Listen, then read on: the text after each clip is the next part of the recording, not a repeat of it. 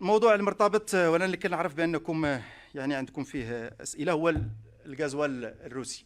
اولا الاستيراد ديال الغازوال من روسيا قبل هذه الحكومه وفي هذه الحكومه هذه كان دائما في واحد الحدود ديال 10%. وانا نعطي الارقام.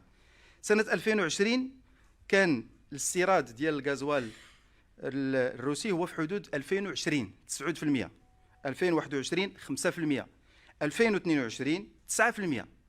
وهذا راجع بالاساس لان الاستيراد حر، الاستيراد حر.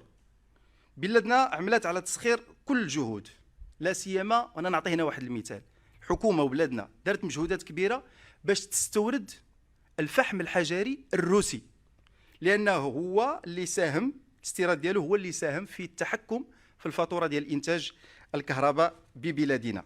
اليوم لابد اننا نتكلموا على ان متوسط سعر الغازوال خلال هذه الفتره من بدايه السنه الى الان يتميز بالتقارب من مختلف المصادر، لانه يخضع لمنطق العرض والطلب. شكرا لكم.